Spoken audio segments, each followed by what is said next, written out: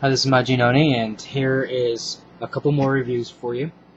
We have Uncanny X-Men 534.1, and here is Avengers: The Children's Crusade, a tale of tragedy, triumph, and the ascent of young boys to manhood on the search for Scarlet Witch, issue number 5 of 9.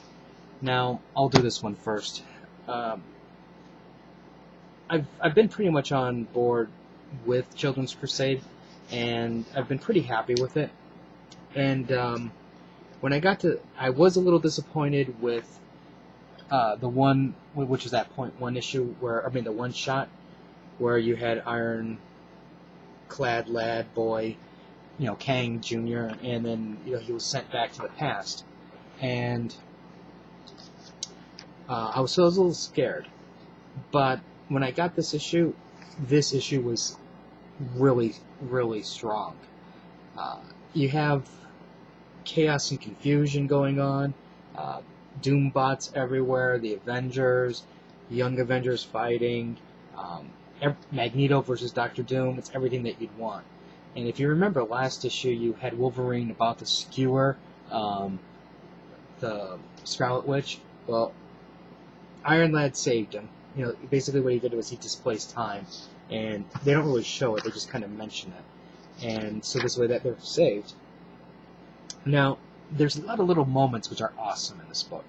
Like, for an example, you have Cassie here. Now, if you remember, Cassie had a thing for Vision, and it looked like they're having some relationship going.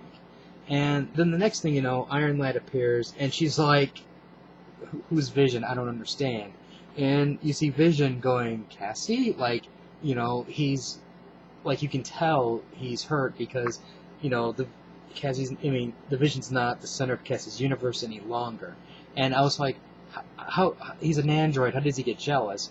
And the fact that, the other thing that's in a way a little bit on the disturbing side is, Cassie has, this weird men in iron fetish, because, on one hand, she likes Iron Lad, who's in armor, and Vision, he's metal. So I guess you could say metal men. I don't know. So that was interesting. I just was kind of laughing at that. I said they have some really, really good moments. Even these little side battle panels here for the battles. There's a lot of stuff going on. Very unique drawings, and I think this is the highlight of the book. These two pages right here, awesome. You have Doctor Doom torturing Wicca because he's like, I don't know how you got away, and even though I took away your powers, and he's just jacking him up. And then Wanda's like, no, you don't understand, I freed him. And then while that's going on, you have Magneto coming in here with a bunch of the heroes going Doom, and basically the same thing is happening on this side. Phenomenal art. I was really impressed with that. Then you have the Young Avengers trying to get away, the heroes going, we told you bad things were going to happen. Well, Iron Lad is using this prototype device that's still being tested. He takes them back into the past. What they're trying to do is they're trying to spark Wanda's memory. So what they're doing is they're bringing her back to the Avengers Mansion before Avengers disassembled. Now, Iron Lad says, well, don't worry, I can bring you to the past, and you cannot affect the future with this technology that I'm using. Well, geez, what happens? The first thing that happens is Cassie meets her dad. And if you remember, Scott Lang dies. And that this interaction shouldn't happen, and that's when Iron Lad's like, oops, that wasn't supposed to happen. I'm still testing. And I'm like, you are such a freaking idiot. Why do you... I don't know. I want to get into a rant, but I don't want to ruin any good feeling I have on this book so far. Now, then the Jag of Hearts appears, and this was I thought another high point in terms of the artwork is the interaction, the Jack of Hearts, the way he looked here, and then his interaction with Wanda. awesome. Awesome. I'm not going to spoil the ending, but this was a definite highlight. And the fact that I'm at such a high right now at issue 5, I'm really concerned that they're going to have nothing left, and when it comes to the end, it's going to be a whimper. But as it stands now, this is a fantastic, fantastic issue. Heinberg and Chung did an awesome job. Awesome job. Now, Uncanny X-Men 534.1. Now, before I go into the point 1 issues, I have a complaint about them. Now, this is what I was thinking. I remember I was looking for point 1 issues, because I thought it'd be nice to, maybe do a review on them, and it also would be nice to check some of them out to see what they're doing. And then, it's kind of like I start seeing online reviews, I hear podcasts, and they're talking about point 1 issues, and I'm like, what are you talking about? I don't remember seeing that book. And then it hit me.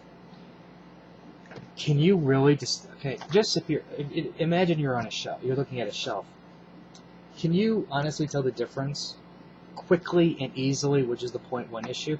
Obviously, this is the point 1 issue because I told you. And if you look closely enough in this very small print, you'll see point 1. I think what Marvel really screwed themselves on is there should have been something that says point 1 or jump on period. They should have given it a name and then plastered it right on the cover. So this way, think about it this way, I'm a new reader, and I may or may not be aware that point 1 issues are coming out. How am I supposed to know that this is supposed to be a special issue? Why would I care? You're not even necessarily looking at the number, and or the fact that it says Marvel point 1. It needs something more than something really distinct, something that stands out. Because you have to realize when you're going to the comic shop, there's so many covers, and you just glance over things sometimes because you're not looking at the smaller detail. Like, for an example, like a great idea was when DC, for an example, changed their covers. Something that really stood out. When Marvel does Fear Itself, it put Fear Itself logo. When DC's going to do Flashpoint, it's going to be plastered with Flashpoint. And I think Marvel needed something just a little bit more than this. I don't know, maybe just even a color bar or something, something a little bit different. So that way, from a distance, you can notice it better. But anyways, let's go into this issue. That's enough of that little rant. Let's start off this way, because I know a lot of people are always going to be going, well, what about the art? Because, I don't buy a book without good art. Well, the art's really good. I really enjoy it. There's a lot of good parts to it. There might be some sloppy pieces here and there. Like, for example, Emma Frost's costume. Her costume's been updated since then. And to me, that just, I'm a guy, so I'm torn. You get the S&M look, which is kind of hot. But, might want to update her, keep up with her updates.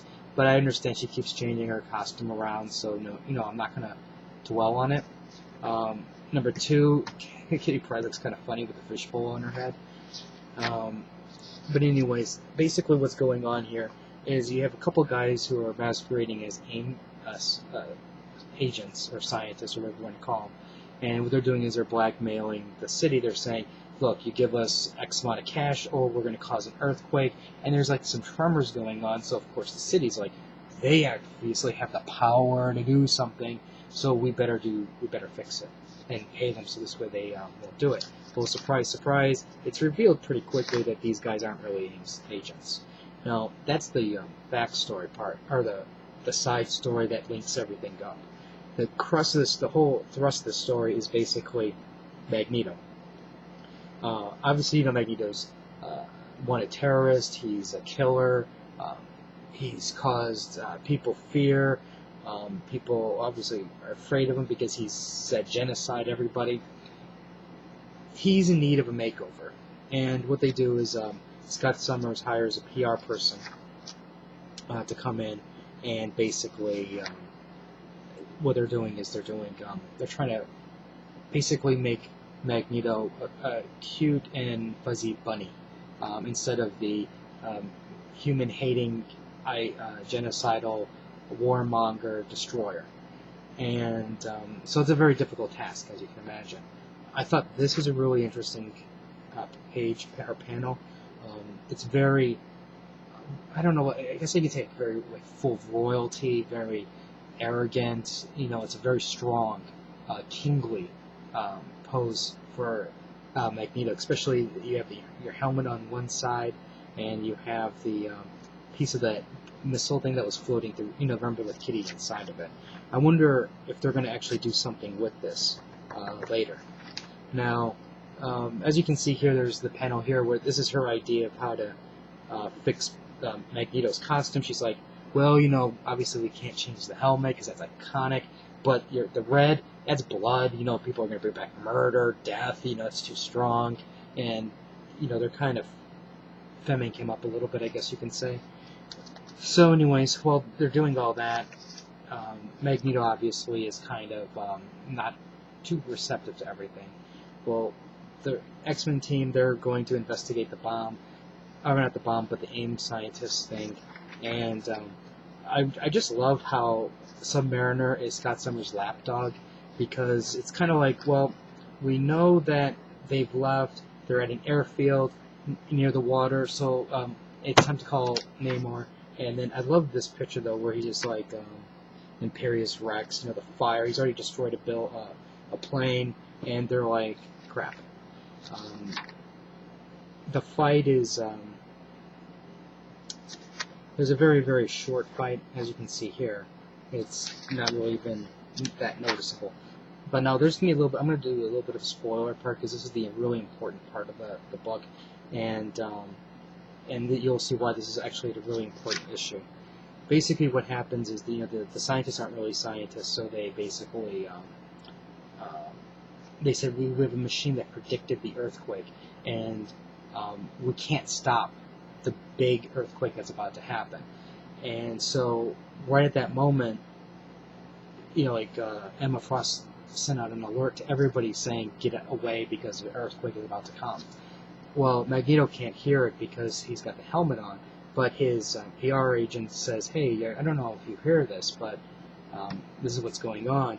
And Magneto does the one really cool thing, which basically saved his PR nightmare, is what he does is he goes off over the city, and he basically controls the earthquake, or elements within the earth, the metals in the building, things like this. This way it minimizes the damage that's done. And of course, because of that, now people realize, holy shit, Magneto's alive, and this is what he's done to save us. And now, he's basically helped the PR people a little bit. And in some weird way, Magneto's kind of like, okay, well, I'll trust you a little bit more now. I don't understand how he went from one thing to the other. But this I thought was a phenomenal picture. It really, for the people who don't know Magneto or his history, because I don't think they've really used him as effectively as a supervillain like they've done it in the past. And this, I think, really shows exactly how powerful he really is. And, if he could minimize damage of an earthquake, you can imagine him doing the exact opposite. And this was, like I said, this was probably one of the best .1 issues that I've gotten so far.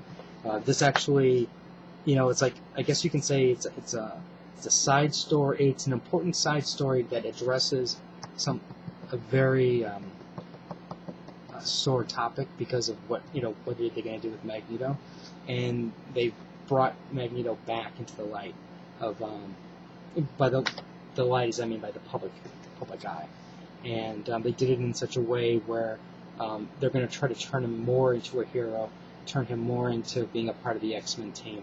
And while every fiber of my being says, what are you doing? Magneto is the best as a villain, I'm sure there's a plan for it, and eventually, somewhere down the road, he'll be an enemy again, so I'm not that worried about it. But anyways, 2 thumbs up for both of these books.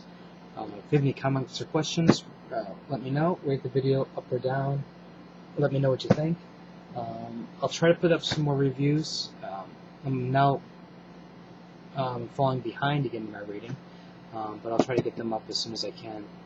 So until next time.